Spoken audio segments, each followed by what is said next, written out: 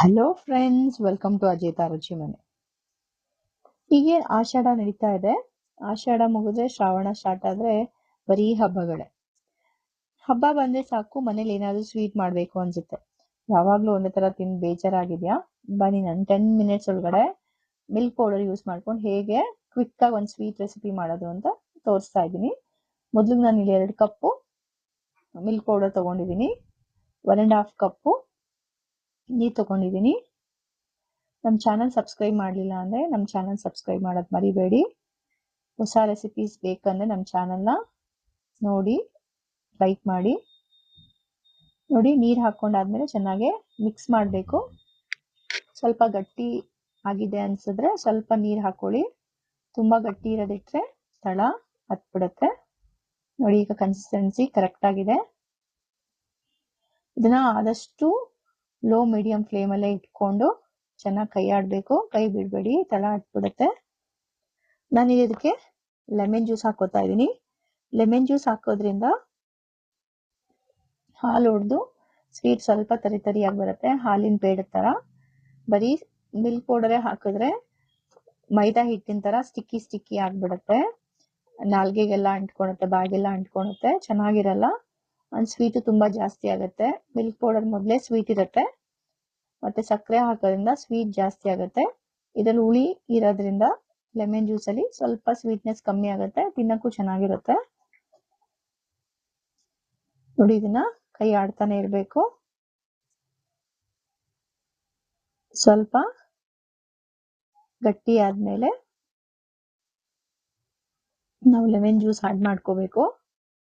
ಇದನ್ನ ಸ್ವಲ್ಪ ಸ್ವಲ್ಪನೇ ಹಾಕೋಬೇಕು, ಒಂದೇ ಸರಿ ಹಾಕೋಣದ್ ಬೇಡ. ನಾನಿಲ್ಲಿ 1 ಲೆಮನ್ ತಗೊಂಡಿದ್ದೀನಿ.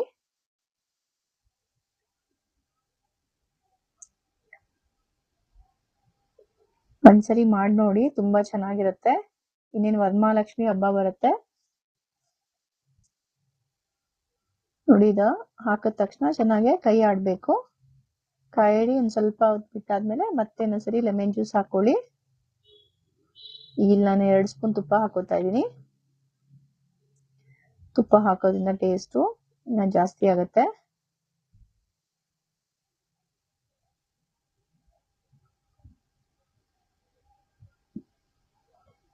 ಇಲ್ಲಿ ಅರ್ಧ ಕಪ್ಪು ಸಕ್ಕರೆ ತಗೋತಾ ಇದ್ದೀನಿ, ಸೇಮ್ ಕಪ್ಪಲ್ಲಿ. ಮಿಲ್ಕ್ ಪೌಡರೇ ಸ್ವೀಟ್ ಇರುತ್ತೆ, ಜಾಸ್ತಿ ಹಾಕೊಂಬೇಡಿ. ಸ್ವಲ್ಪ ಏಲಕ್ಕಿ ಪುಡಿ ಮತ್ತೆ ಉಳಿದಿರೋ ಲೆಮನ್ ಜ್ಯೂಸ್ ಹಾಕೋತಾ ಇದ್ದೀನಿ.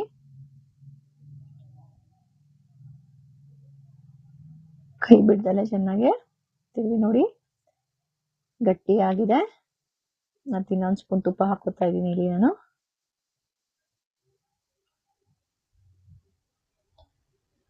ತಳ ಇದ್ದಾಗವರೆಗೂ ತಿರುಗ್ತಾನೆ ಇರಬೇಕು, ತಳ ಬಿಡಬೇಕು. ನೋಡಿ, ತಳ ಬಿಡ್ತಾ ಇದೆ. ಇನ್ನೊಂದು ಸ್ಪೂನ್ ತುಪ್ಪ ಹಾಕೊಂಡು ಸ್ವಲ್ಪ ಹೊತ್ತು ಮಾಡಿದ್ರೆ ಸಾಕು. ನೋಡಿ, ತಳ ಬಿಡ್ತಾ ಇದೆ. ಈಗ ಇದು ರೆಡಿ ಆಗಿದೆ. ಒಂದು ಪ್ಲೇಟ್ ತಗೊಂಡು ತುಪ್ಪ ಹಾಕೊಂಡು ಗ್ರೀಸ್ ಮಾಡ್ಕೊಳ್ಳೋಣ. ನೀವು ಹಬ್ಬಗಳಿಗೂ ಮಾಡ್ಕೋಬಹುದು, ಯಾರನ್ನ ಗೆಸ್ಟ್ ಬಂದಾಗ ಫಂಕ್ಷನ್ ಇದ್ದಾಗೂ ಮಾಡ್ಕೋಬಹುದು. ಬೇಗ ಆಗುತ್ತೆ, ಈಸಿಯಾಗಿ. ಇಂಗ್ರೀಡಿಯೆಂಟ್ಸ್ ಜಾಸ್ತಿ ಬೇಕಾಗಲ್ಲ.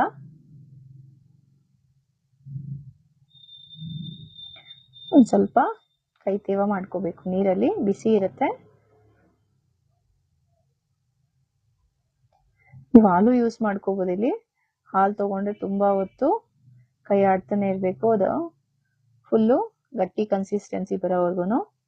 ಮಿಲ್ಕ್ ಪೌಡರ್ ಯೂಸ್ ಮಾಡ್ಕೊಂಡ್ರೆ ಬೇಗ ಮಾಡ್ಬಿಡ್ಬೋದು. ಇದನ್ನ ½ ಅನ್ ಅವರಿಂದ 1 ಅವರ್ವರೆಗೂ ಕೂಲ್ ಆಗಕ್ಕೆ ಬಿಟ್ಬಿಡ್ಬೇಕು. ನೀವು ಬೇಕಂದ್ರೆ ಡ್ರೈ ಫ್ರೂಟ್ಸ್ ಪೌಡರ್ ಹಾಕೊಳ್ಳಿ. ನೋಡಿ, ಈಸಿಯಾಗಿ ಸಿಂಪಲ್ ಆಗಿ ಕಮ್ಮಿ ಇಂಗ್ರೀಡಿಯೆಂಟ್ಸ್ ಯೂಸ್ ಮಾಡಿಕೊಂಡು ಕ್ವಿಕ್ ಆಗಿ ಮಾಡ್ಕೋಬಹುದು.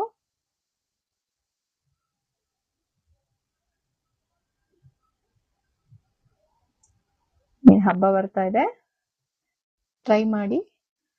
ಹೇಗೆ ಬಂದಿದೆ ಅಂತ ನನಗೆ ಕಮೆಂಟ್ ಮಾಡಿ ಹೇಳಿ. ನಮ್ಮ ಚಾನಲ್ನ ಸಬ್ಸ್ಕ್ರೈಬ್ ಮಾಡಲಿಲ್ಲ ಅಂದರೆ ನಮ್ಮ ಚಾನೆಲ್ನ ಸಬ್ಸ್ಕ್ರೈಬ್ ಮಾಡಿ. ನೋಡಿ ಎಷ್ಟು ಸಾಫ್ಟ್ ಆಗಿ ರಿಚ್ ಆಗಿ ಬರುತ್ತೆ.